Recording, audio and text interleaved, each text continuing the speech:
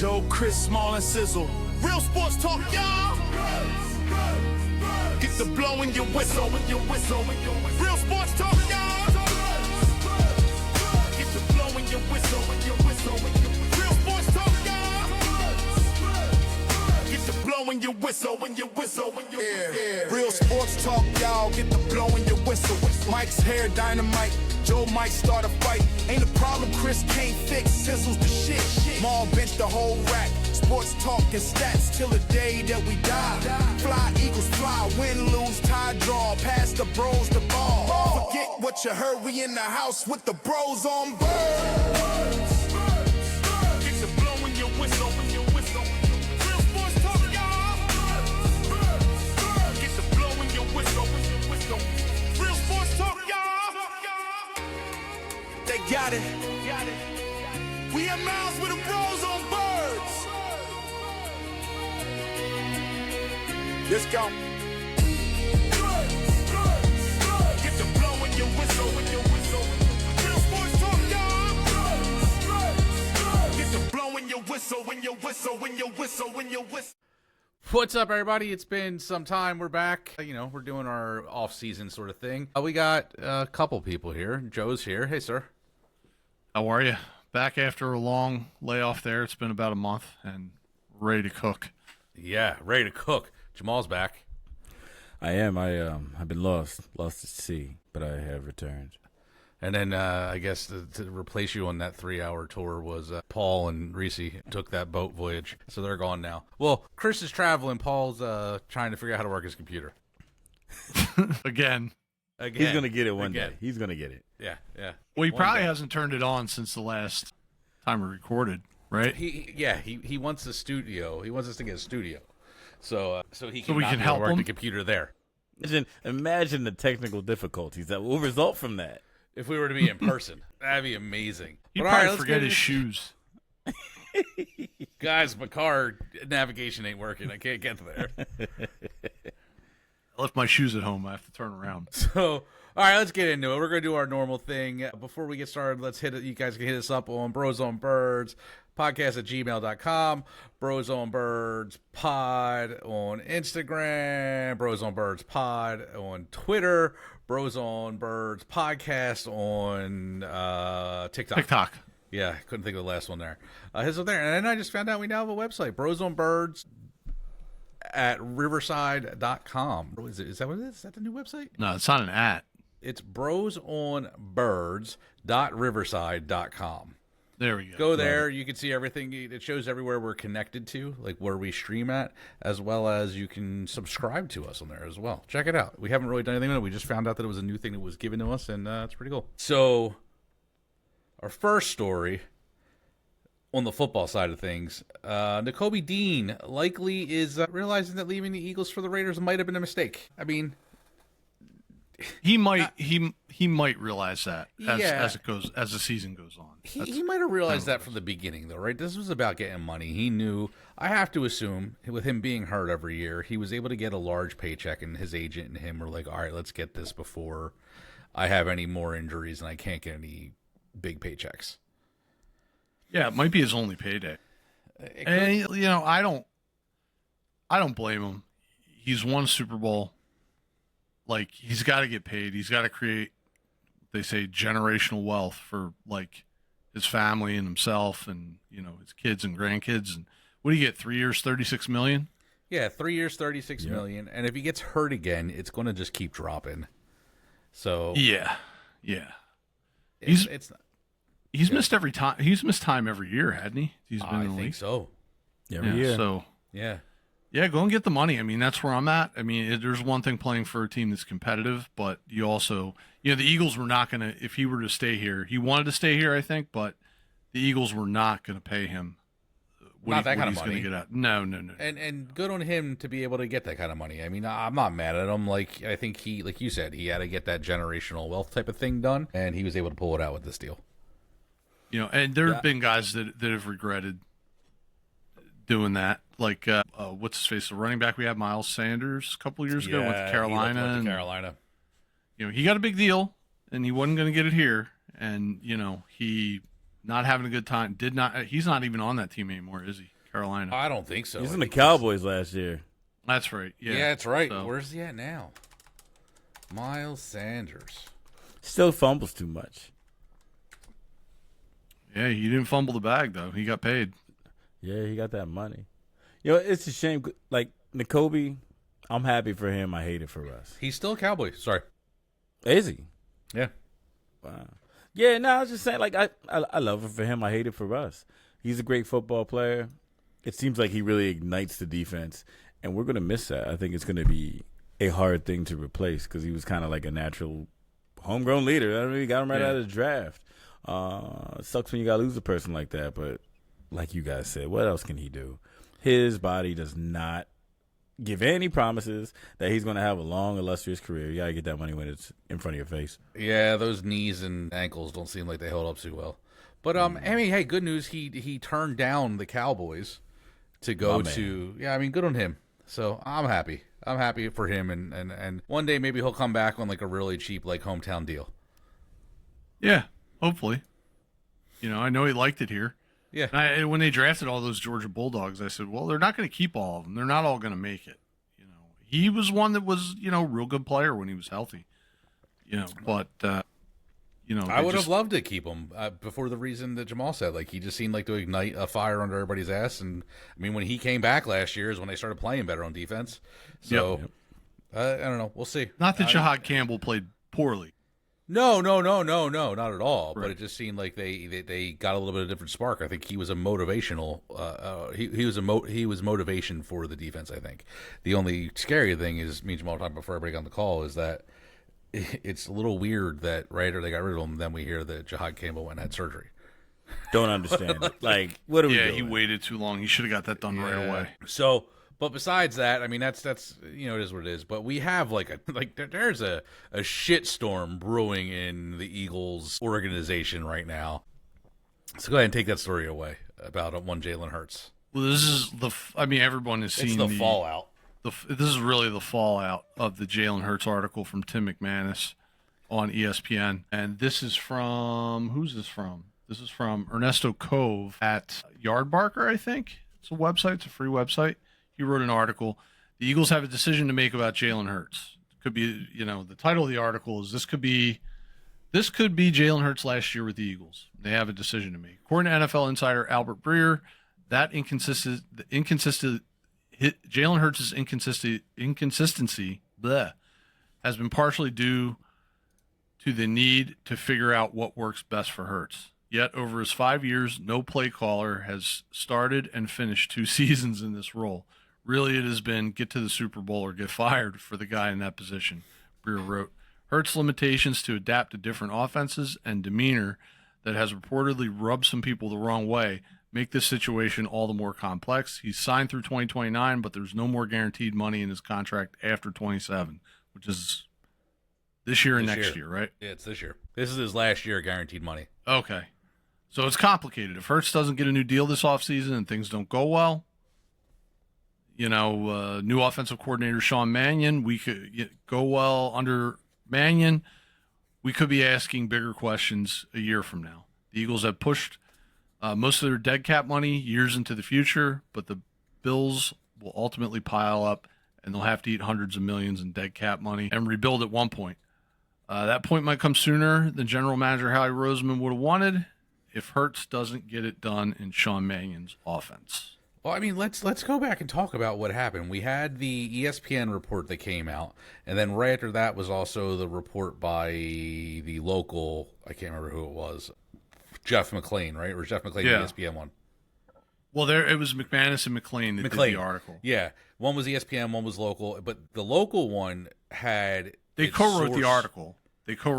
Okay, well, there was one named a source from... One of them names a source from inside the team. Yeah. That said all this. The other one just said NFL sources. Yep. So this is kind of ugly. It's very reminiscent of what went down with Carson Wentz. Except for it was more, I feel like Carson Wentz didn't want to be here versus it seems like now they don't want Jalen here. I don't know if that's that they don't want Jalen Hurts here. I think, Tim McManus and they don't put garbage out there. They have a source in the team. No, And I they're think good. the source might be Howie Roseman. It might be the owner. It might be the head coach. So what this could be is like, let's light a fire under Jalen Hurts and see what happens next year. I think we're all on the same page that the trust part, like we went into last year trusting him because he was a Super Bowl MVP and had a really good year the year they won the Super Bowl. And last year it pretty much eroded all of that, and we're back to kind of square one with him. Am I wrong? No, I think it's fair. I mean, shit. And do you guys believe that the comment out of there was that he's the one that called the 4-man go route against San Francisco in the last minute there? That's what they wrote in that article. Yeah, they wrote it. I mean, again, I'm with the two guys that wrote that. I'm inclined to believe it, or at least that's what the source told them. Yeah. I mean, could the source have been Kevin Patullo? I don't know if they would have went as hard as they did if the source was Patullo. Yeah, it would have had to been somebody that's still active. Yeah, in the organization. Yeah, I think that's what it is, and it's them getting the word to him that they're not happy with how he's handling the team, how he's handling his responsibilities as leader on the team. And this year, this is it. Like, if it's like last year, they're going to look to trade him. And I said it with the Mannion News that it seemed to me like this was more of a, hey, we trust Nick higher than it was we don't trust Nick higher. Like I don't think Mannion was brought in with intentions of replacing Nick. I don't think the brass or the ownership is putting any of the downfalls. I don't want to say any, but I don't think the blame of most of the issues with the season's on Nick. I think they're putting it on Jalen. Yeah. Especially with that coming out, that he's the guy who he's demanding X, Y, and Z, and they're trying to do things. And I mean, it even came out now that he was argumentative and had problems with fucking Kellen Moore, and Kellen had to like really, really argue with him to get shit done. Well, it seems like he just doesn't want to run the offense that the coordinator wants to run. He wants to run his offense. He wants to do what he wants to do. And that's pretty much what the article says. He doesn't want to play under center. You should be a coach then. Right. Not a quarterback. Like, come on, man. Like, you don't have like. Is this a problem with like? Is this a bigger issue? Is this like a problem with the whole? Oh, I'm part of Team Jordan. I'm having a meeting with Jordans, and this is a little like you think you're a little bit more elevated than you actually are. It's his ego, I'm sure. And he's had success doing what he is comfortable doing, so he wants to stay with that.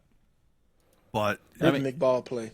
I think we touched on it earlier in the year. Like, how old is Jalen Hurts? I mean, he's not like he's a young guy. Yeah, fame just like was thrust upon him immediately.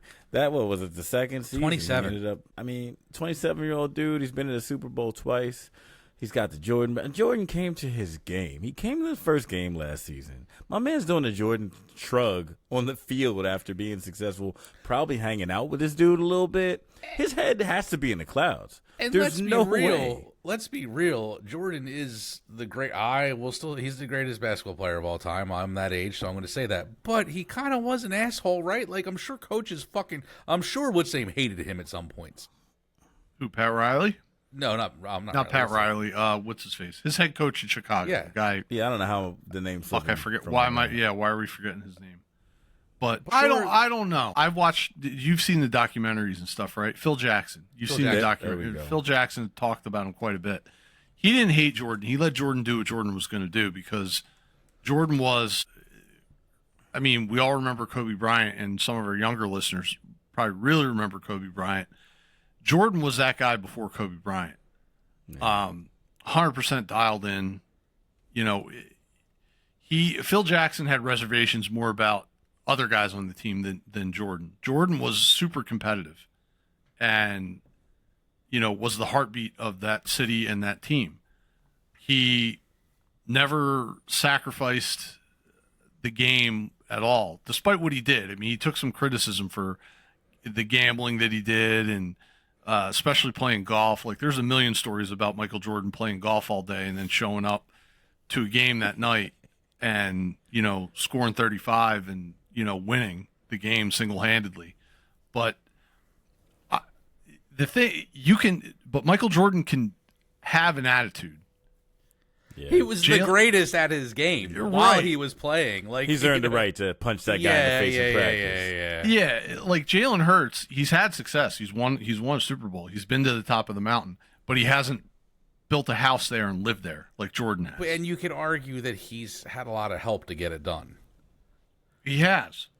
Like, he has. Like Michael Jordan did too. Jordan did too. Yeah, Jordan had a tremendous amount of help. Yeah. I mean, Scottie Pippen's a Hall of Famer. You know, like he wouldn't have won those championships without Scottie Pippen. Everybody agrees with that. You can't do it by yourself. But I mean, look at Stafford and the Rams this season. That team was a super team. They were fucking stacked, and they fell short. Yeah. And some of it's because Stafford didn't handle his business all the way. Jalen fucking did. It's not easy, and it can't be like shrunken that, man, when you're a quarterback who can take a team to the Super Bowl and win it, even if your defense is great, you still achieve something that all those other fucking guys couldn't do, and tons of people couldn't do. Yeah, agreed. But imagine having to handle like as an organization having to handle that part of it, right? Like it's whatever. That's one aspect, Jalen, and then all the bullshit with AJ Brown. Like how do you handle that shit?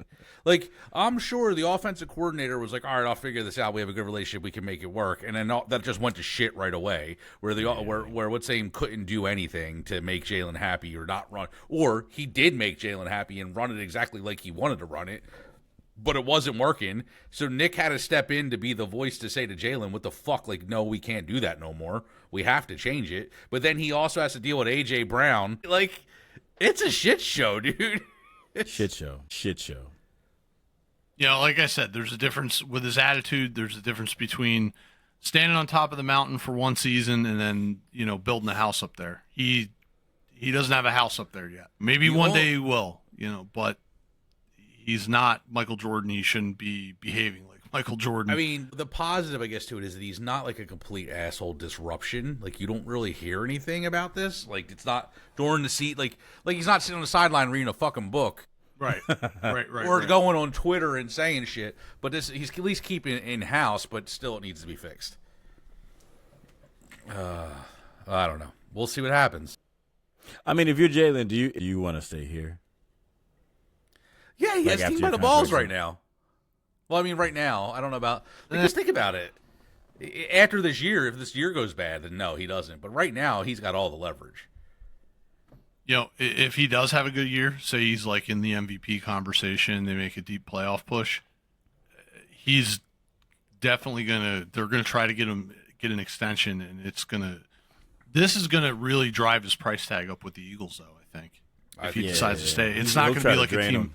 Yeah, it's not gonna be a team friendly deal. Like you know, like what'd they say he said? Well, when he signed his last deal, him talking to his agent, like I think his agent said, can they still build a team around me with this deal? You know, he was willing to. Right. It was very important. You know, and I like to think that he's a guy that understands that, because quarterbacks, that's a key thing in the NFL, that quarterbacks need to understand that. And there's a lot of them out there that don't. I don't know how true that is anymore. But it's definitely not going to be, if they offer him an extension, it's not going to be team friendly. He's going to want all the guaranteed money. He's going to want it spread out over 6 years or something like that. And, you know, the Eagles like to do it in 3 or 4 on like 5 and 6 year deals. But I think this ultimately, it's one of two things. I think that the Eagles are willing to pay the extra money at the end of the year, because I'm sure this burned them a little bit. And when they go to renegotiate, it's not going to be as friendly as it was last time. And I'm sure the Eagles know that, and they're willing to sacrifice that in order to get him back on track. I mean, because he's got a Super Bowl already. Like, right. He made that sacrifice and already got like what you want to make a sacrifice like that for. He's been all pro. He's been all pro, hasn't he? Has he been an all pro? I think at least second team. Yeah, second team, I think. He's made the Pro Bowl a bunch of times. He's, I guess, a second team all pro, won a Super Bowl. The only thing he really hasn't done is win an MVP. Yep. So, second team 2002, Pro Bowl selection in 22, 23, and 25. Yeah. So, he's done it. He's done a lot. In 22, he finished third in Offensive Player of the Year. Right. Yeah. So, he's done a lot. But we'll see. But with that, we also have, and Jamal's will tell us about it, an old friend who was gone and then he went to somewhere else, and now he went back, and he could possibly be coming to us. In the most recent rumors. Boy, who is coming back to us? Is this the Max Crosby thing? ESPN proposes. You got it? Brandon Lee Gowden from Bleeding Green Nation reported about the Eagles' ESPN proposal for Max Crosby to get to Philadelphia. That's the heading? Yeah. Philadelphia Eagles. So the Philadelphia Eagles would get Edge, Max Crosby. And the Raiders would get a 1 through 23. They would get their first round pick, the number 23 pick this year. They would get the number 23 pick this year. And a 2027 third round pick. Edge, Nolan Smith. What? You thought we were making it through 32 trades without a Crosby deal? I guess they really, really think that. I struggle with this, right? Because I don't think that Max Crosby's coming here. No, I don't think it'll happen. I just don't. Like, so what are they're suggesting this year's first round pick, a 2027 third, and Nolan Smith to get Max Crosby. I don't think that's crazy. The trade, like the value for value, especially based on what he was going to get from Baltimore. Wasn't that like 2 first round picks? Yeah, or something like that. Yeah. Wasn't? Yeah, 2 first round picks. What was the issue they discovered in the physical that killed that trade? He didn't pass it. He didn't pass the physical. Was his knee injury or something? He was a week. Knees. Yeah, he was a week off the crutches from his surgery. And he didn't pass the physical. Like, of course he wasn't going to pass the physical. There's no I don't even know if it was a week. It might have only been a couple of days after he got off crutches. Like, you knew he was hurt. Why would he pass the physical? Maybe they had cold feet. Yeah, that's exactly what I think that happened there, dude. Like, that was just a weird situation. I'm looking up with it. Like, they signed him. Like, would they be able to afford these other guys they need to sign? Like, they're going to need to sign Coop, and they're going to need to sign Quignon after this season, I think. At least one of them.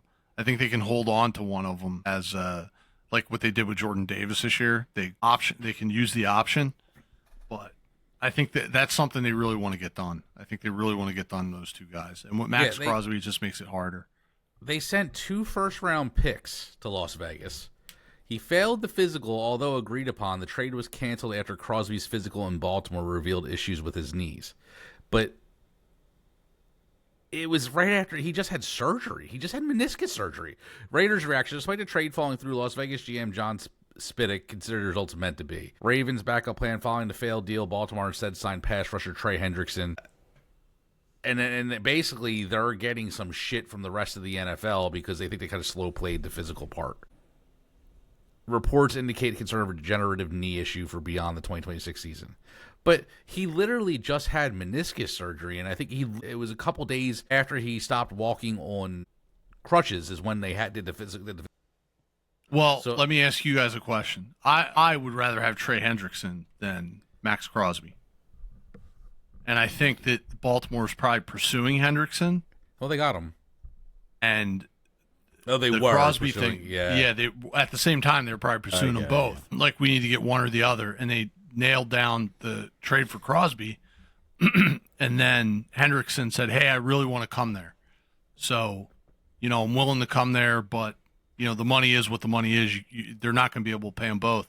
And they had an out with Crosby. So I think they were in a position where they were able to back out of one to get the player they really, really wanted. Because Hendrickson, he's younger. He's played on. I mean, I shit on the Bengals a lot, but they've been a playoff team. They've had some success. Where Crosby's played, his entire career pretty much with the Raiders, and they've been terrible like the entire time he's been there. And there is a little bit of a stigma attached to any player that comes from a really bad team that's good. We've been burned by it before with the Raiders with Nnamdi Asomugha, if you guys are old enough to remember that. Yeah. Same thing. Oh, he's the best corner in the league. Well, teams weren't throwing on you because they were behind, all the time. Asomugha really only had to defend the pass for the first half of the game.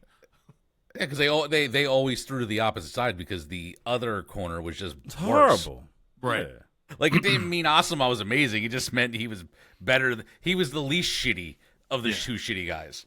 So, again, there's like a stigma attached, and there's a reason for that to players that come from bad teams. It's, the culture's bad. You come to it is a culture shock, I think, for players when they play on bad teams, and then they go to an actual winning organization. They probably struggle with that.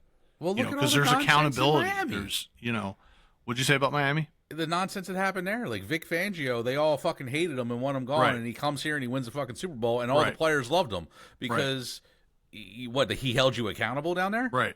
And when you drove your car at fucking 70,000 miles per hour on the highway and get pulled over and can't make it to practice, he got in your ass? Yeah. Like, and that didn't happen last year. Well, you guys won 4 games last year, so yeah, exactly. Your coach got fired last year. Like, yeah, exactly like you said. Bad teams probably don't have good locker rooms, don't have good culture, and then when they go to have when they do bring people in that hold them accountable, it's always a shit show. Yeah, it's a culture shock. Yeah. All right. What else we got? 2026 NFL mock draft. This is coming from It's ESPN's mock draft. So the ESPN has, let's just look at the top 3 because we're not in it. The Raiders taking Fernando Mendoza from Indiana, the quarterback. They're saying that's pretty much near a lock. Yeah. The Jets going edge rusher Arvell Reese from Ohio State. The Cardinals taking Francis Mwaga, the offensive tackle from Miami. Titans, Jeremiah Love, running back from Notre Dame. Number 5, Giants. Ohio State. Yeah.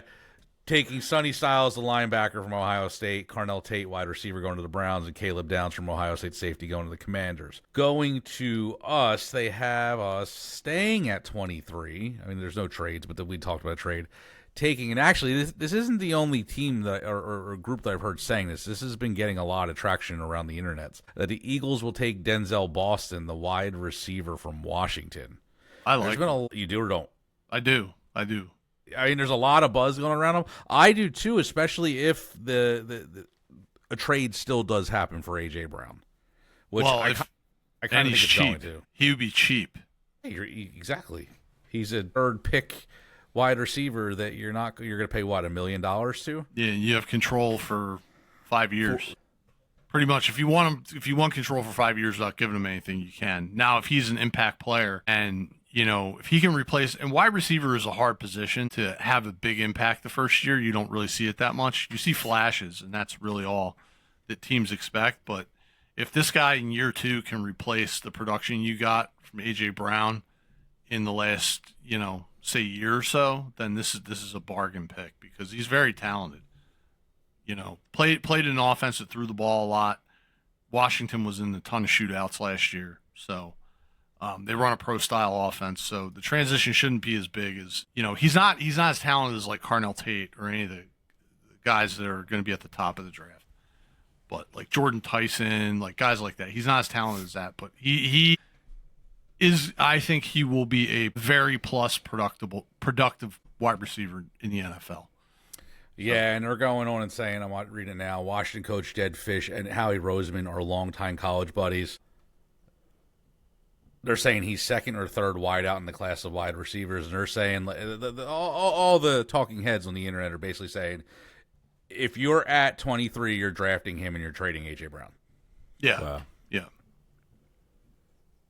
Yeah, which, I mean, and even more, Julian Edelman again is saying shit about, like, it's something else just happened where Edelman's saying more about fucking A.J. Brown. I think it's a done deal. I think He's there's gone. I think there was a handshake deal already made and that he's July 1st, he's gone. June 1st, whatever. It's June 1st, right? whatever Yeah, it is, June 1st, yeah. he's gone. I think they made a deal and it's a handshake and it's done. Oh, you think he's definitely going to the Patriots? I do. There's too much buzz around it. Yeah. I think he's too as much. good as gone. It's just they're not going to do it before the deadline to where it's going to cost them less after June or whatever the day is. I mean, I want him to be gone, not even because I think his skill level has depleted or anything like that, but he's never going to play hard here. He's not going to play hard here. Like, even if he still has it, he's not going to get it. You can't have both of them, right? Like we just talked about. You can't have Jalen and AJ. There's clearly an issue, and they both bring a certain aspect of issue to the team. So it's which one are you going to deal with? You can't deal with both of them. Pick one. It's harder to find a quarterback than it is a wide receiver. Exactly, So. especially if you're projected to get a really good one at 23. All right, that's what 30 minutes of football talk. For those of you that hate the wrestling talk, this is your chance to sign out right now. But if for those of you who like the wrestling talk, let's go. We're on the road to WrestleMania. We're literally less than a week out. Yeah, I think it's next. Is it 18th and 19th? Yes, 18th and 18th. 19th, Yeah. It's not this weekend coming up. It's next weekend. Yeah, we're a little less than 2 weeks out. It's getting a little, I don't know. Interesting. Yeah, interesting's the word. The two main events, there's so much going on with them that I don't even know if they're any good or not. like the build up is just I don't know, man. The build up to 40 was so good. Yeah. Last year's was okay, and now I'm kind of like I don't know. Like, I don't know what's going on. Like, there's some things that happen, and I'm just like, oh, that was fucking great. But then there's other shit that I'm just like, I don't know. And the biggest, like, I don't know of all right now is Seth Rollins is wrestling Gunther. Like, I knew because you of would say that. injuries, I knew you would man. say that. Well, It's yeah, it is because of injuries. injuries. It absolutely is. But it's still kind of like, where is this coming from? Like, I'm sure the story, as soon as it happened, I put my theory out for what I thought the story was going to be, and it kind of almost hit on that exactly. But there's nothing. And you're 12 days, yeah, I think we're 12 days? Not even 12 days. We're 11 days away. And you have 2 shows of build-up. They're working something with this. I think with Paul Heyman helping Gunther, all of a sudden, like trying to present himself as somewhat of an ally to this guy. Did you see last night or no? I watched the highlights. So he came out again. Seth came out, and then Gunther came out and kind of fucked him up a little bit, and they got pushed off. And then there was a meeting between Gunther and Heyman at the end, and Heyman basically was like, thank you, blah, blah, blah. And Gunther was like, you owe me more than just a thank you. You're going to owe me a lot. And the payoff's going to be is he gets to he gets to choke what's his name out at SummerSlam and retire him, Brock Lesnar. I don't think Brock Lesnar's going to let himself get choked out. That's not going to work for me, brother, kind of thing. I think he'll get pinned, but he's not going to get choked unconscious. Okay. But Yeah, Gunther's going that's to beat him. just Lesnar. Gunther's going to beat him at SummerSlam. Did you hear they wanted him to lose to Obafemi, and Lesnar was like, "No, absolutely not." I'm not. Yeah, he said, "I'm not going to." Him and Heyman were like, he should not lose until his retirement match, which will be at SummerSlam in Minnesota. You can't let. I mean, the new guy is a fucking monster, but you can't let him just come in and beat fucking everybody. Well, the way where to does he do go it from there? The way to do it is to have like a no contest. Like they, just brawl and it gets out of control and they, Gunther you know what I mean? Gunther fucks it up with his, this is the favor you owe me. Yeah, I don't know. But I think that's what you do because I don't want to see them beat Obafemi, even if it is Brock Lesnar. Like, I don't want to see them beat him yet. They shouldn't. And I think their little matchup last night got a little extra heated. Yeah. Their promo last night when they were supposed to sign the paper, it turned into the normal, like flip the table, punch each other sort of thing. But then they started like throwing the fucking chair at each other. Like, not metal chairs, the fucking rolling chair they were supposed to sit down and sign. Like, it was a little extracurricular. And I think Brock was a little pissed off by that. Yeah. Yeah, it looked a little like you could see the fake anger, but then it looked like there was a little bit of real anger that kicked in there. I don't know, but Seth versus Gunther, like what happens there? Real quick, It's going to be a good to match. catch. I've been in and out, so I do kind of need someone to catch me up. Now, were you guys thinking it was going to be Seth versus Braun Breaker before his injury? Well, I think everybody thought that, and now Okay, Breaker's hurt. So is fucking the other Bronson Reed. Like, there's nobody left. They're down to fucking. Yeah, the vision got red. They're down to Logan Paul, Austin Theory, and I Show Speed in a newly announced match with the Usos and LA Knight. Like, yeah, that's wild. That's so. We're not even talking. So we'll go right back. We'll go back to the second. I just needed a little bit of backup. Yeah. So Seth's been out. Heyman kind of just like ditched the vision and just has been pumping fucking Lesnar. Mm-hmm. And now Seth's back. He's officially cleared. He's starting to fuck Heyman up. And then now all of a sudden, 2 weeks in a row, Gunther's come out and tried to choke out Seth Rollins. And they're going to now have a match at WrestleMania, which I do think it'll be a good match, but there's no, like, the story needs to get built up quick because now Gunther said last night, Joe, the thing he said that Seth doesn't even understand. Seth doesn't remember what this is about. Something from the past that he's holding on to. Gunther's holding on to. That Seth doesn't even, I guess, realize. I don't know, dude. It's a sloppy build. This is a slop. This is a slop build.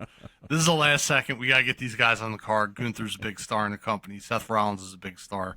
No way you're leaving him out of WrestleMania. I say you just throw him in there and let him have a really good match. It might wind up being the best match of WrestleMania. I agree. Wow. It absolutely could be. But that was the thing too. Was going into this, it's wait a minute. Gunther doesn't have a fucking match. How is that possible? Right. Because I think he was going to retire Rey Mysterio. Oh shit! I wish. I think. But now, good. Yeah, Ray's he's doing now Ray's something. back. And he's doing this 6-man fucking ladder match with the rest of the flying wrestlers. The guys who do flips. It was like Dragon Lee and shit like that. Yeah. No, it is. It's Dragon Lee, it's Penta, Rey Mysterio, Javon Evans, and maybe one of the racist Americans. Yeah. It's let's do this. That's going to be like the crazy shit car wreck match. Yeah, and that's but all right, even looking at that match, why do we have Penta, the Intercontinental Champion, having a match for the Intercontinental Championship belt in a ladder match with 6 other people? Why he's got to fight 6 guys. Why are we chancing him to injury? Well, of that, and why are we booking the IC title in that manner? That's a prestigious title. Yeah, and Penta's a good IC champ. Not only that, besides being a good IC champ, he's a draw. He's one of the few things that they fucking hit with the last 2 years. And you're going to go fucking do this? And they put him in with 6 JD McDonough and the guys that do flips. And isn't his brother in it too? Ray Phoenix is in the match or something. Yeah. He might be, because I haven't seen that motherfucker in months. Let's get all the guys that do flips. Let's get all the guys that do the flips and the crazy stunts. Put them in there. Yeah. Under on 10 Hurricane Ranas this match. How you think? But it's there's gonna be over. But the bigger thing is these dudes who I credit to them. It's whenever they see ladders set up, they're we're gonna do the most fucked up shit ever. One of them's getting hurt, legit, really going to get hurt. Yeah, probably. Because remember, they did the same shit last year. And fucking Andrade decided to land on his fucking head. I think we all talked about last year. We were man, I actually fuck Andrade's the shit. That motherfucker didn't care. He was I just got divorced. I'm gonna just go out here and risk it all.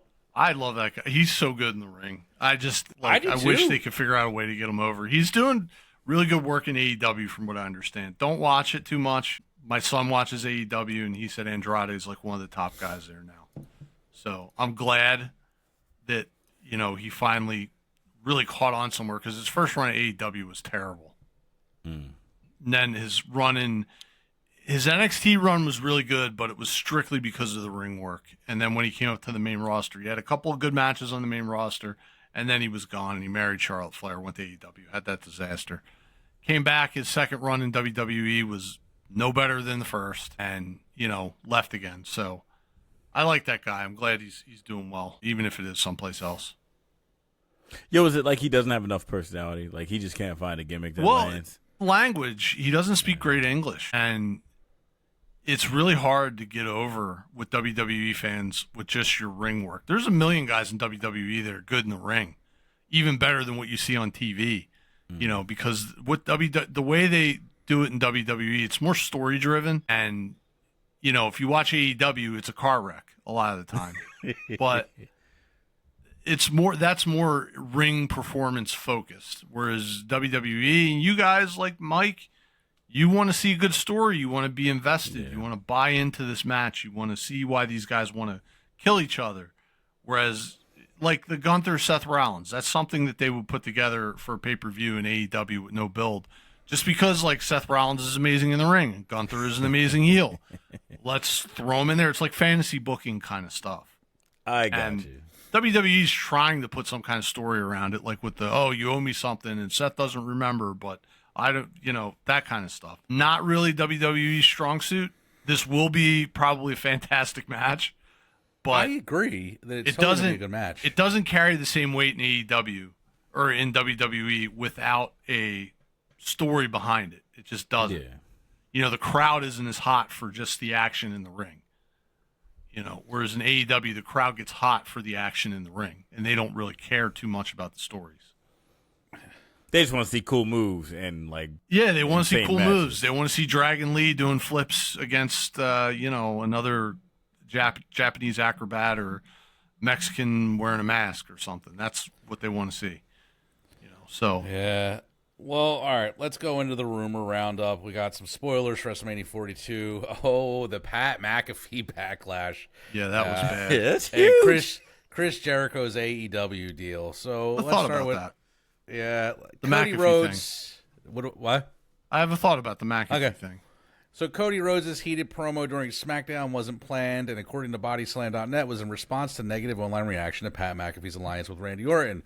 The American Nightmare was supposedly told by members of Creative to go shoot from the hip. This is said to be the result of Rhodes and WWE officials being unhappy about TKO once again getting involved with WrestleMania storyline so close to the show of shows. So, for those of you that don't know, last Friday on SmackDown, there was a promo between Randy Orton and Cody Rhodes, and then out of nowhere, Pat McAfee comes out dressed like a villain with a black t-shirt, black sunglasses, black pants, and black shoes to find out that he was the man that was been on the phone talking to Randy Orton the whole time, telling Randy to, just be you. And then goes on and proceeds to shit on the WWE and say it's garbage and that Cody's a shitty fucking champ, and we want to bring, the attitude era back. He kicks Cody in the balls and then proceeds to beat shit out of him. But then Cody came out later that night and broke out into his own promo that they're talking about here, and then he just went off and basically shit all over like the TKO board. Yeah. And basically saying that like they're the problem with the WWE, which continued into this week, which we'll talk about in a couple minutes. But Joe, go to Pat McAfee and your theory there, or your thoughts. It kind of latches on to CM Punk as well. His promo where he took several shots at TKO and everything else. Guys, I don't know what wrestling Twitter is saying about this, but I think we're getting worked here. Yeah. I think that with wrestling, there's a long tradition of taking real life problems and turning them into storyline. You can, and for the last 2 years, I feel like the internet and wrestling fans in general have been blaming TKO for every bad thing that happens with WWE. Yeah. True, right? Yeah. So what the creative minds could potentially be doing is taking TKO as an entity and making that the heel, of the company. And when that happens, typically you'll get a representative from TKO who will take over the show, and all of a sudden it's like, okay, now TKO is running the show, and your favorite baby faces are going to get put in really bad positions, and and it that can't kind be of The stuff. Rock anymore, right? Like, because it's got to stop. Yeah. Well, it would have to be somebody who's going to be there every week. So McAfee's probably perfect for it. Randy Orton, everyone kind of thought before he went away, before he hung it up, he was going to get another run as a champion. This is a good opportunity, and you can have Pat McAfee as sort of a TKO authority figure that oversees the show and screws over Cody Rhodes for the next, 3 or 4 months, and all the baby faces that everybody likes, like, oh, Finn Balor, he's going to be a baby face. Like, you're not allowed to do the demon anymore. The TKO says you can't do that. And, CM Punk, you're suspended. And, that kind of shit could. Yeah. So they could be angling something toward that. So That's what I Fightful think they're doing. Fightful Select said that McAfee learned that McAfee's return was down to TKO wanting to boost interest in the PLE. Though there was also an element of corporate synergy due to WWE's streaming deal with ESPN, several people weren't in favor of McAfee tearing into WWE product the way he did, leading to a mixed reaction backstage. But I agree with you because, and we don't have it in the updates today, but I did read something quickly on the internet that there's a theory going around that it's going to be like the TKO heels with Randy, McAfee. There was a couple other whoever guys. else. They'll have some fall guys. I think Roman Yeah. and somebody else. And then you're going to have the Save Wrestling team, which is going to be Cody, Punk, Kevin Owens, Cody, you know, Punk, and maybe fucking Sami Zayn. Exactly. Yeah, stuff like that. So And that's a tale as old as time in wrestling. They did it in WCW with, the Eric Bischoff and, that kind of thing. But also, this isn't 100% because there's also another long tradition of big mega corporations buying wrestling companies and then interfering in them and ruining them. Yeah. That also happened to WCW. So, just thank God Hulk Hogan, not thank God Hulk, thank God, not thank God Hulk Hogan's gone, but, like you would know it was really, really bad if they went and started signing people like Hulk Hogan and putting them on TV every week. Guys that are over the hill and done, who shouldn't be in that position. So it could be the other TKO could be fucking with them and saying, oh no, we have brand synergy with ESPN. We have to do the crossover thing. We have to, promote this more, even though the tickets are too expensive. Like that, people have been complaining about ticket prices for 2 years. It's ridiculously expensive to go see wrestling. And it's not even like you can go see a house show anymore either because they don't have house shows. You got to go see Raw or SmackDown, and it's an arm and a leg. It shouldn't be that expensive. Wrestling should not be that expensive. It just shouldn't. So the other rumor that I don't know if you saw, Joe, is that the evil TKO group that's going to be come out is actually going to be not Kevin Owens. It's going to be Randy, what the fuck's his name? Pat, and the McMahons. The McMahon. Jesus. Yeah. Well, Shane McMahon works for AEW now. I think he's a consultant for them. That was a few months ago. And Vince there's no way he's getting near this. I can't. No because way. that's the rumor. People think it's going to be like a big Vince thing. Vince is coming back because this is what's going on. There's no way any business is going to allow that to happen. Especially after the footage of him crashing his damn car just went public. Yeah, if that didn't happen, if all the lawsuits were settled like quietly and everything else, I could see them bringing Vince back as an on-air like character if he would even agree to do it. I don't think he would agree to do it, but that would be something.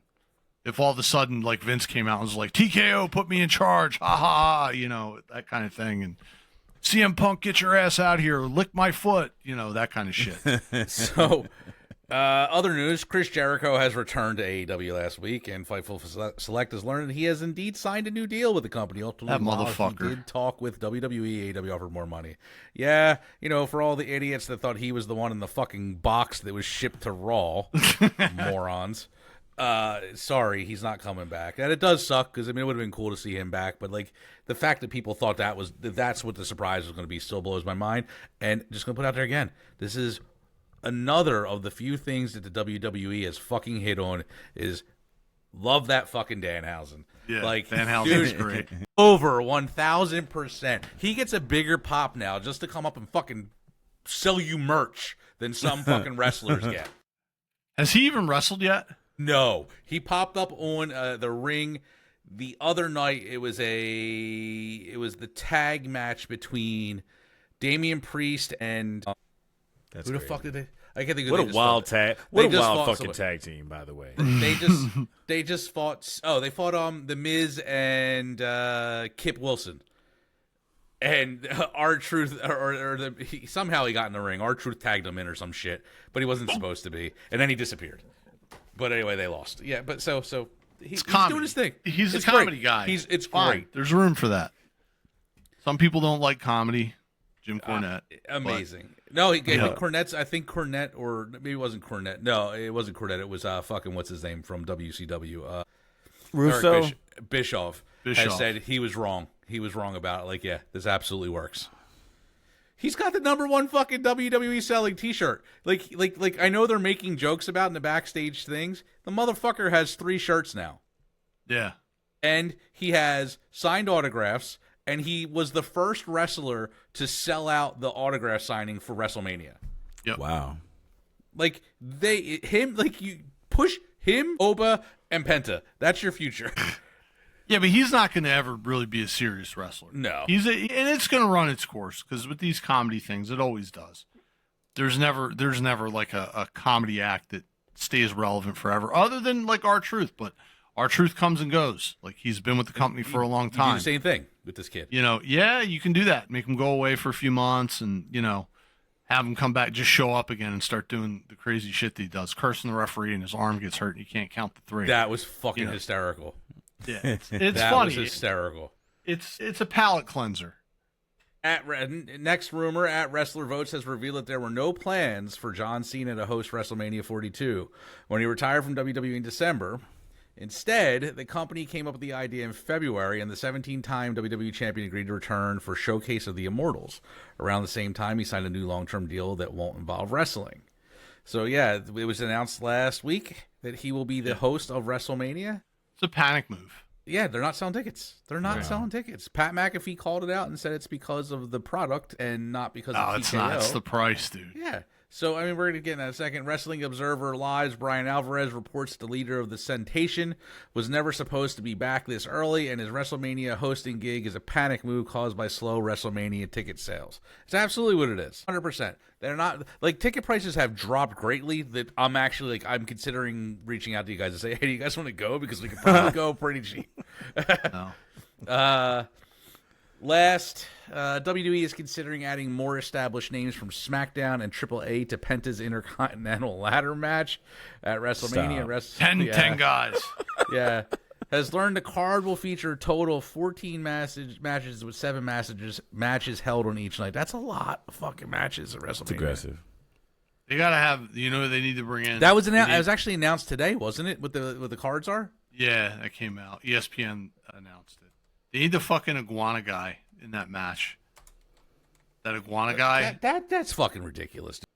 And the pizza man, the pizza guy. They need him. Oh, is he coming? Pizza guy. No, I'm saying just other people to put in the ladder match. Just throw all types of random shit in there. Here we pizza go. Man, iguana man. Can someone tell me what happened to McIntyre? Why he just disappeared? Right? Is he like vacationing or did he get hurt? He's fighting. Oh yeah, where the fuck is he going? He's got a match. He's wrestling. What's his face? Fucking Jacob Fatu. Wow. Yeah. So here we go. We have Saturday match card. It goes in reverse order. Why does it do that? So let's start at the bottom. Intercontinental Championship ladder match. Penta versus Javon Evans versus Dragon Lee versus JD McDonough versus Rusev versus Rey Mysterio. Why are we putting What's Rusev going to do in that match? He's going to hold the ladder for those guys to do flips off of it. He's going to be outside the ring to catch everybody. So that and Obafemi versus Brock Lesnar, they are the 2 matches that will be featured in the first hour on ESPN. Obafemi versus Brock Lesnar should not be within the first hour on ESPN. No, there's probably something else that should go there.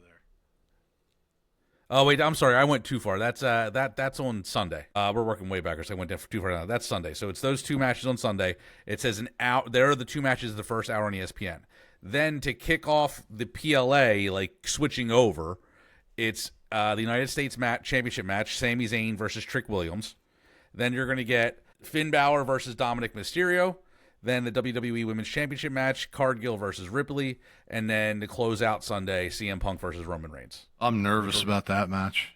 Yeah, I am too. Jade Cargill. Wait, Punk versus Reigns? No, Cargill Jade versus Cargill versus Rhea Ripley. I'm really nervous about that. Really? Yeah. Yep. So going back to Saturday, so you're going to have 2 matches on ESPN2 the first hour. So it's the 6-man tag team match. So Logan Paul, Austin Theory, I Show Speed versus the Usos and LA Knight. And then an unsanctioned match, Jacob Fatu versus Drew McIntyre. Then when we switch over to the ESPN app, it's the Women's Tag Team Championship Fatal 4-Way, which actually this might not be bad. Nia Jackson, Lash Legend versus Charlotte Flair and Alexa Bliss, Bayley and Lyra Valkyria, and the Bella Twins. Jesus. No. That's going to be a clusterfuck. I'm completely against that match. It's going to suck. Then we have the Women's Intercontinental Championship match, AJ Lee versus Becky Lynch. Then we have Seth versus Gunther. And then we have the Women's World Championship match, Stephanie Vicar versus Liv Morgan, which has anybody seen like the slow-mo video of Steph just fucking her up last night? Yeah, she's got a big knot on her head. She's got a knot on her head. Looks like she's got a fucking softball. She's in concussion protocol, and so is Roxanne Perez. She hit her so fucking hard. And then we're closing Saturday night with Cody Rhodes versus Randy Orton with Pat McAfee. I want Orton to win so bad. I think he does. I think he wins. But the bigger part for me is you didn't need Pat. Like, he's already over. He's getting the cheers every time. Unless the they're promo doing something happens. bigger, and that's what I think. I think McAfee fucks over Cody, and then we go into this new era of, TKO controls the show, blah blah blah.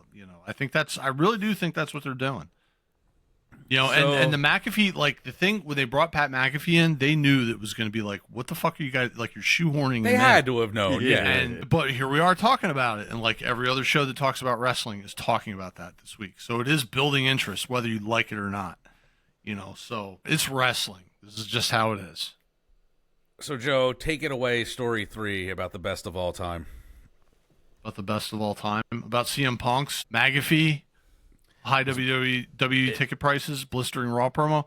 Like, I have a little bit different take on this. People are really fired up about this promo. I think it was a good promo, but there are people out there, and I think in the article it also says that they said, oh, this is one of his best of all time. No, definitely not one of his best of all time. There were some good things in there. Oh, yeah, it was a good promo. It was a very good promo. It was one of the best on the build-up to this WrestleMania. But the article goes on to say that where am I going to start here? Pipe bomb on Raw, the world champion tore into Roman Reigns, referencing his failed football career and the Vince McMahon Penn storyline that led to the OCC being covered in dog food. Punk also took some shots at Dwayne "The Rock" Johnson and his struggling Hollywood career, and made a point of ripping into Pat McAfee following his return as Randy Orton's mystery ally on SmackDown, branding him Pat McAfee. We all know what that is. The Best in the World also referenced WWE's recent decline in ticket sales, suggesting TKO dropped prices so families can actually afford to attend events like WrestleMania. The whole thing is incredible, and while we're in the dark about how much of it was scripted, Punk's promo has got everyone talking today, and there's also rumblings that, yes, TKO will begin dropping the price of tickets over the summer after significantly increasing them in recent years. You can watch Punk's explosive promo pretty much everywhere. They also included a full transcript in the article, and it was via, I don't know where I got this article from, but if you want to see the promo, you can see it. It's on YouTube. It's on Twitter. I think the official WWE one, I think they actually cut out part of it at the end where he talks about the tickets. Oh, did they? Yeah, if you look at the WWE one that's on Twitter or X and on YouTube, they cut that part out. Oh, shit. Yes. Let me see if I can get the transcript. CM Punk nukes it. You want to talk about ticket prices? Do me a favor. Call the agent who shoehorned you into the business and tell him to lower the ticket WWE price. cut that out completely. A direct shot at Ari Emanuel and Pat McAfee while tearing up Roman Reigns. That wasn't my favorite. I think the dog food line was my favorite. I'm trying to see if I can find the transcript. You one thing you did get to see is a little bit of how CM Punk is as a heel. Like when they were kind of booing him and stuff, because there's a lot of people who love Roman Reigns. A lot of WWE fans love freaking Roman Reigns. And, you know, when they were chanting Roman Reigns and he goes, what? You know I'm right. Like that part. He was talking about CM Punk as a heel. Yeah, because he said it. He was like, I'm here. He's not. And he's like, he's never going to show up if he wins this belt. And they booed him. And he was like, you know I'm right. Right. So that's the kind of shit he does, like when he's a bad guy. And that's, to me, it's still the best CM Punk, but he hasn't been a bad guy in so long. So long it's been. You know, I hope something happens and he turns or something. I don't know. He's going to be, you know, but again, with WWE, it's like these guys sell T-shirts and heels don't sell as many T-shirts. So all that shit's really important to them. Yeah, I'm trying to get the transcript. I can't find it because there was when he said you're just a buck-tooth. You're just a buck-tooth Nepo baby who ate dog food for a creepy old man. Yeah. Like, I was like, holy shit. I like the line about, you know, how he sharpened his tools over the years and paid his dues, but Roman's tools were store-bought. Like, I like that line too. That was good. You know, I'm sure they didn't script it. They probably told him, go out there and just say what's on your mind. Lay into, you know, TKO, lay into, you know, just do it. But, again, I think this is all part of a bigger storyline. I don't think we're going to see Dwayne "The Rock" Johnson, but CM Punk never passes up an opportunity to bury him. I noticed that, dude. Like, he really he doesn't like that. The He fucking, does not like him. Damn. He said, my one's actually out how he had a career. Like, something along those lines. I was like, yeah. Wow. I was like, dude, he was a big really star in Hollywood. I mean, do you think The Rock's done? Like, it's pretty much over for WWE? I'm not going to say never, but he'll be back at some point, especially if he keeps having trouble in Hollywood, man, because the shit he's been attached to has not been even remotely successful lately. I mean, this Moana thing that he's doing, that's going to... He's getting shit might on, make though. or break. That wig is not helping him. Yeah, it might make or break him here. You know, if this goes bad and people just make fun of him and, you know, the movie doesn't do well, like these live action Disney movies have not done well, he might be back to, you know, doing house shows or something. I don't know. But I don't think he's done. I don't think it's over. I think he's going to have another match. He's going to have a retirement match, I think, at some point. But I'm trying to. I was sorry. I'm looking. The other line was I had to. That was good. Was I had to leave the WWE, but I could because I had FU money. yeah, Shit. And you don't. well, people say like I remember when it happened. Like he's got FU money. It's like how much has he made? You know, and like FU money to him and FU money to different people, or you know, to someone else is it's different because. From everything I've understood about this guy, like he lives pretty frugally. Like he doesn't have a gigantic compound of a home. He drives a Range Rover, which is a nice car, but it's like his only car. But you know, he really does. He lives very comfortably within his means. But he was also writing TV shows and comic books too, right? Like I mean, right? But he's not worth $60 million or something like that. No, you know, he's a millionaire. He has several million, but I think. For him, like he's the kind of guy. If he gets $3 million, he'll live off that for the rest of his life. He's good. Yeah, I think that's what it was the first time he left. Can we get a CM Punk net worth 2026? Okay. I don't know if you guys talked about this on the other show, but you guys see this shit with Shawn Michaels and the Sexy Red? Oh, I It's saw like- that dance.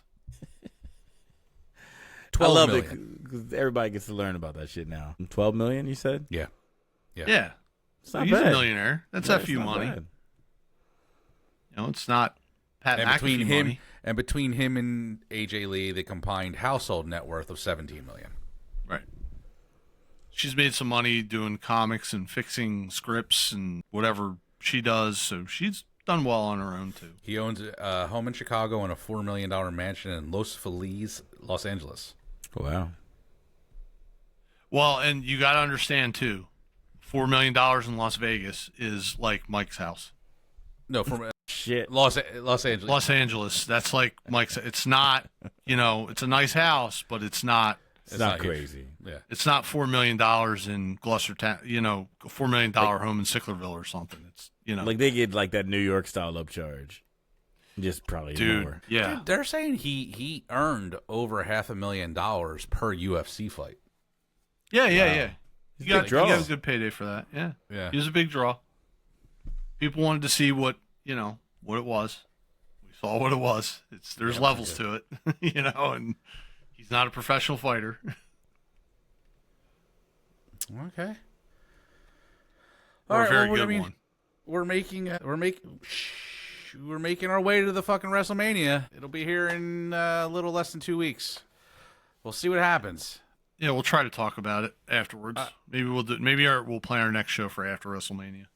Yeah, or maybe like right before. Maybe we can get one in right before WrestleMania and then talk about it afterwards. So we can All do just something- depends on if, you know, Paul's computer works. Yeah, exactly. Because he's our main WWE guy. Like you can't not have him. So, all right, gentlemen. With that, we say goodnight. Go Birds. Go Birds. Birds.